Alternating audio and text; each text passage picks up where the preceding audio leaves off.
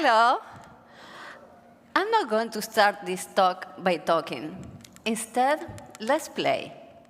Those of you who follow me in an easy hand coordination game will belong to the TEDx Team A that later will compete with Team B. This is easy. Just put your hands on your lap, cross them in the air, and grab your nose and your ear. Again, but to the other side, grabbing the other ear. And now, faster, to the other side, and the other side. Faster, faster. Good news, this is fun. At least from here, it was a lot of fun. Bad news, there is no Team A or B. Now, but you were there, sitting, surrounded mostly by people you don't know, in front of a woman you don't know, who asked you to do something you probably had never done, and you did it. Why? I have an idea. You wanted to belong, because belonging is a fundamental human need. But is it always good?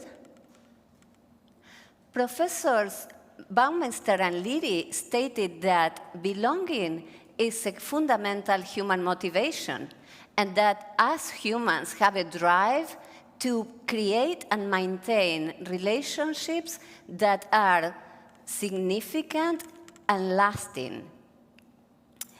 And from an evolutionary point of view, belonging has remarkable advantages. Picture yourself 2 million years ago as a Homo habilis, or a Homo sapien, or one of those. It's dark.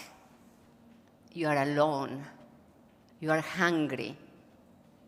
You want to go and look for food, but you're aware that in your surroundings there are animals that are probably hungry too. Scary, right? Other early humans who formed bonds, social bonds, had the advantage of shared resources and protecting themselves and the younger from external threats. In that context, belonging has the advantage of not only survival, but also reproduction. And belonging is so important that psychologist and philosopher Maslow ranked love and belonging on the third place of his hierarchy of human needs, just after physiological needs such as food and safety needs such as personal security. And researchers have found a relationship between belonging and mental health, and lack thereof, and suicidal thoughts, and depression. And did you know that in 2020, the second cause of death for children ages 10 to 14 in the US was suicide? So, if when there is more belonging, there is good mental health, then belonging is great, right? Well, not always. In religion communities that have an extremely dense sense of belonging, people have committed, like those are cults basically, people have committed what the French sociologist Émile Durkheim called suicide for the good of the group. And throughout history, regimes from right and left have used people's need to belong to advance their political agendas. The Nazi propaganda, for example, promoted belonging to the regime not only through the ideas of national unity and national pride, but also by promoting the hate of the others. That propaganda machine that was born way before the Nazis were in power made German people want to belong to a system that hated, killed, and disposed of Jewish people, Romani people, trans people, and people with disabilities. In that context, the German people, it was very dangerous for them to express themselves, to think critically, and to make connections and relationships with people from other social groups. Unfortunately, these strategies, hate strategies used by the Nazis, did not die with Hitler. The dictatorships in South America in 1970s and 80s used fear to promote a majority, to make people want to believe to a majority that had to be acritical and apolitical, silent and obedient.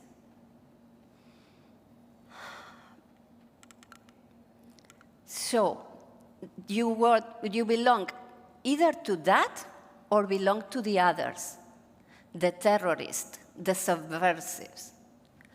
At the beginning, the subversives were those who killed or bombed buildings.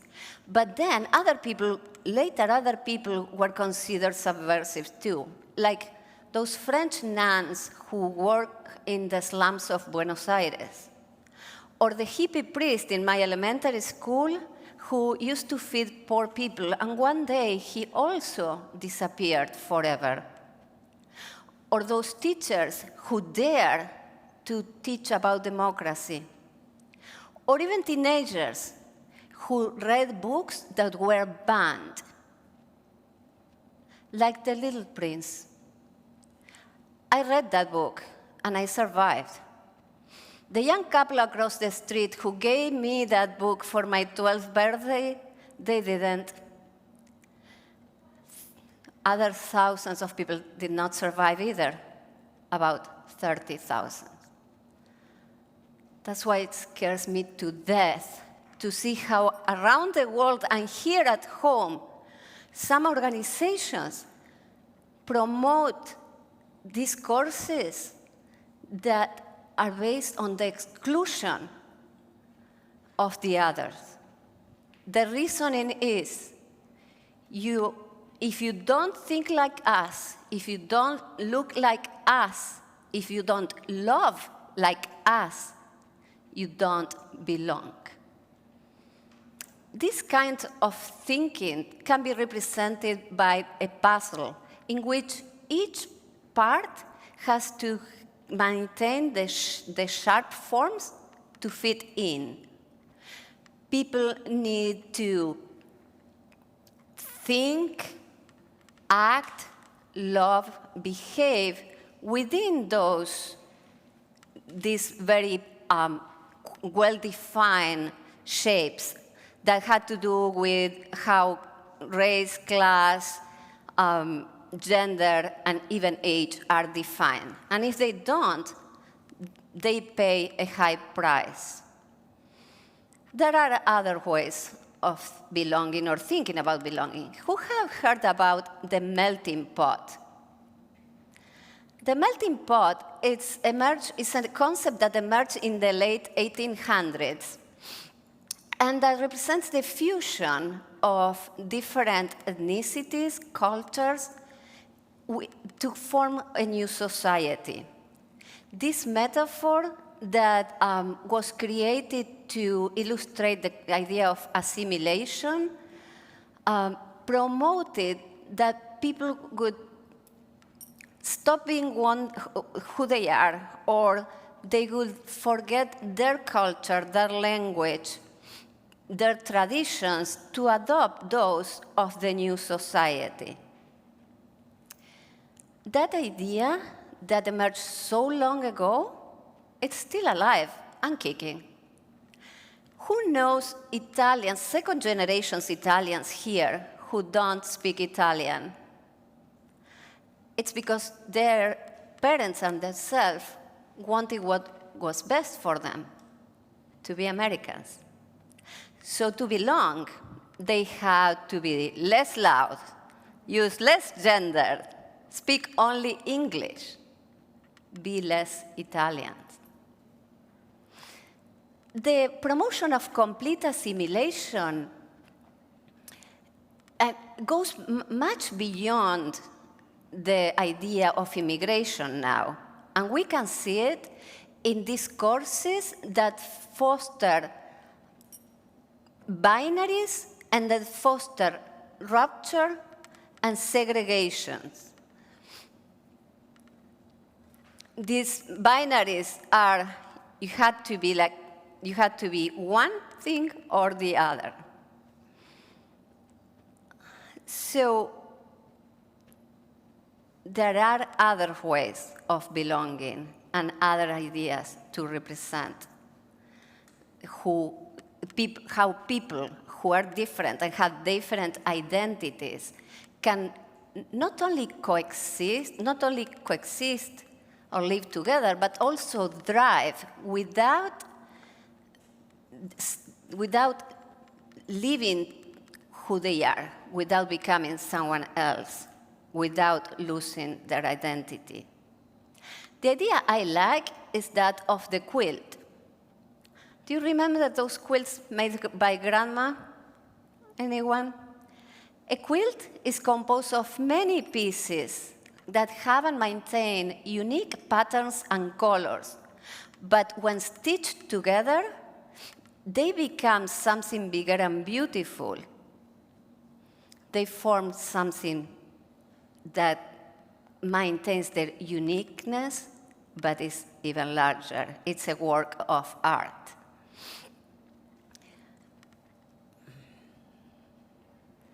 So, let's think about now another exercise. Let's do another exercise. Let's think about your social environment.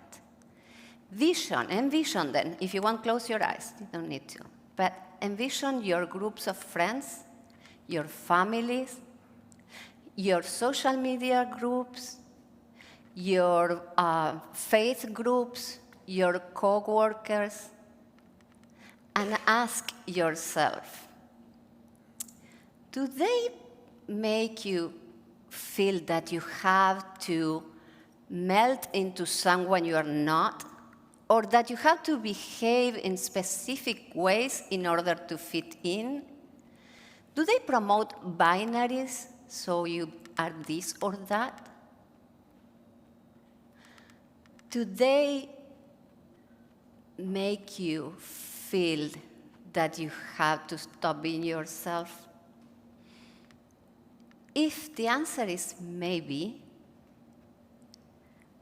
and if you care about democracy and do not take it for granted, please stop the hatred that is behind these discourses. Because if we don't stop them, these discourses will grow. And history has taught us once and again what happens when we don't stop hate. Create a ripple effect by making relationships with those who are beautifully different to maintain a wonderful, colorful, and unique community. And do it now before it's too late. Because if it's not now, then when? And if it's not you, then who? Thank you.